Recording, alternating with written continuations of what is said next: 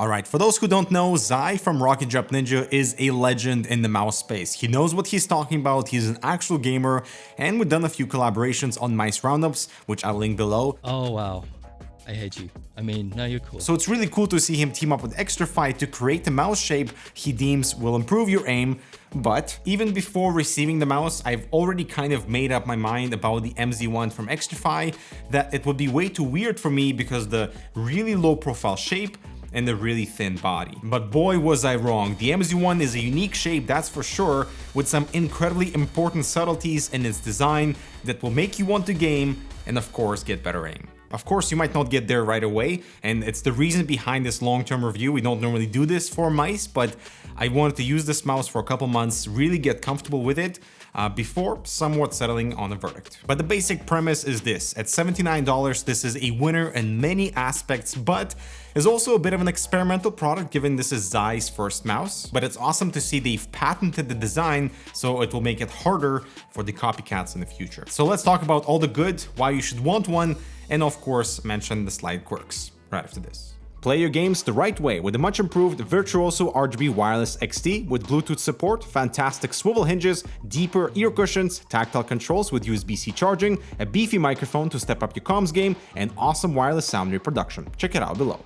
Right off the bat, can I say that this mouse isn't really about the specs? In 2021, you'd expect all the quality basics covered, and they do that here, but instead I really appreciate this collaboration between Zai and XTRFY because I feel like we need that more in the gaming space, really redefining the formula of what makes a proper quality gaming product. And with this mouse, it's many things. The good sensor, the Pixar 3389, the large PTFE feet with awesome glide and replacement set included for future proofing. The EasyCord Pro is great, light, flexible, soft with that slight upwards angle at the exit to make friends with the bungee. The internal guts are properly coated with dust and splash resistance with the staple XTRFY text under the shell. The KLGM 8.0 switches are fantastic with instant actuation, super fast rebounds, and are rated for 80 million clicks. In my opinion, they got the clicks just right. Fantastic to game with, you won't be disappointed.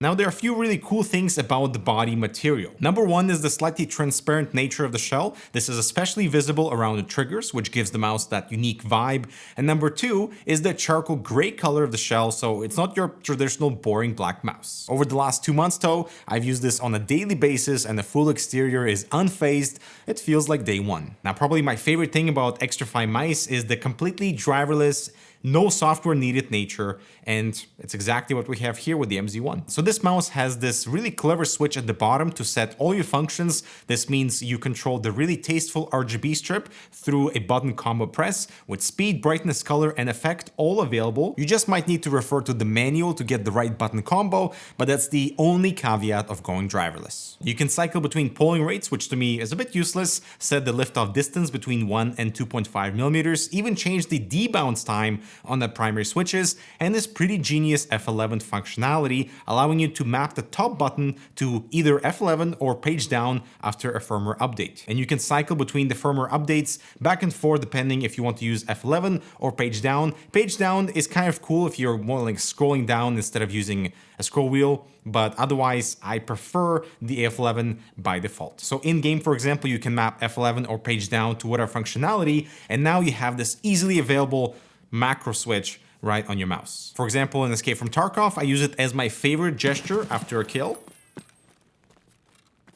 In CSGO, I remapped it to the chat wheel in case you get muted. Or in Hunt Showdown, remapping one of the consumables to F11 is absolutely epic. I really feel like more mice should follow in the steps of remapping the top button instead of it being locked to DPI only. Speaking of which, you can cycle between 8 sensitivities with a color-coded LED at the bottom, and the lack of precise DPI adjustment is not an issue whatsoever, since even though I've been kind of used to gaming at 700 DPI and I have to go and set that through software with other mice, the way you should be doing it is to set your like 800, 1200, 1600 DPI and adjust the sensitivity in game, the slider, to get your desired precision and comfort. And speaking of comfort, this is unlike anything I've played with so far, and XTRFY knows that shape is king. Now, one of the reasons I thought I would not like this mouse is because it's fairly close in dimensions to the Viper Mini, which is way too small for me and kind of petite. And the MZ1 is also totally different from my previous main, the MM720 from Cooler Master. But the MZ1 has a few things going for it.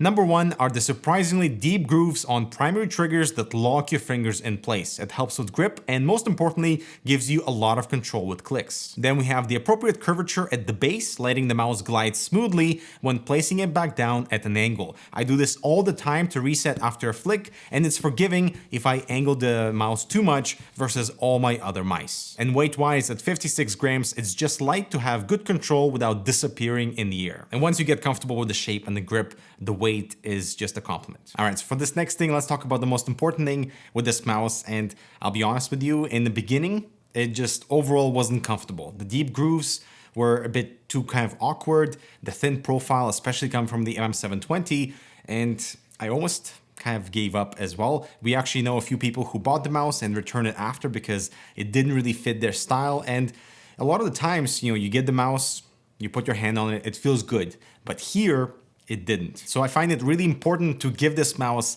a little bit of time to get used to, especially if you want to commit, and after I did, man, that was the right choice, and definitely recommend you stick it out if you don't find it to be exactly comfortable. You know, deep grooves really grew on me, and the shape in terms of how you hold the mouse eventually kind of kicked in. All the muscle memory was evolved to a point where the shape was kind of perfect for me. It really shows that XTRFY and MZ1 took a risk with the shape and the design of this mouse, and while it might not pay off for some folks in the beginning, over long term, I feel like the risk is definitely justifiable for this to fit into more hands so you can aim better. It generally feels good from a build quality perspective, but it does have that XTRFY creaking of the shell because we love squeezing mice so much. The real weak point for me, however, is the scroll wheel. So the scroll steps are a bit soft, and that middle click, it feels a little sticky at the bottom, and it doesn't bounce back up as fast as my other mice.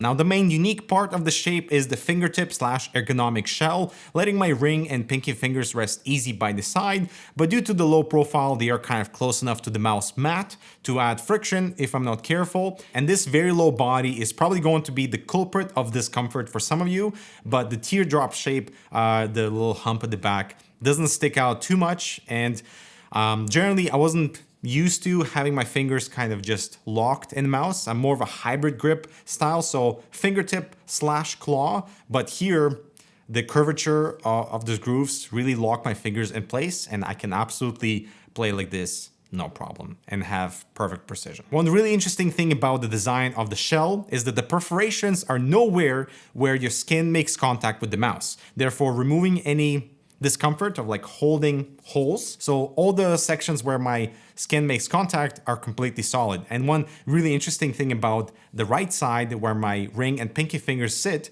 is that you can see they're slightly offset, these two solid sections, and that's exactly where you should place your fingers to give you the best sort of control and the best holding of the mouse, which is something I was thrown off by in the beginning, since you have to develop this whole new wrist memory, but a few days of training and really committing to this shape is finally paying off. My hands are wider than MZ1's, which is why I prefer like the mice like MM720, so much so that the MZ1 is an awesome mouse to game with when I need speed and following my targets, but this is not a mouse I would use in the standard desktop editing scenario, since I prefer something slightly more ergonomic for day-to-day non-gaming tasks. But having said that, this is your main material right here, even for larger hands, and I can comfortably place this in my top 3 FPS mice of all time. All right, so that's it. Check it out with links below. Say hi to MZ1, and let me know if you're thinking of picking one up. I'm Dmitry. Thanks so much for watching. I'll talk to you in the next video.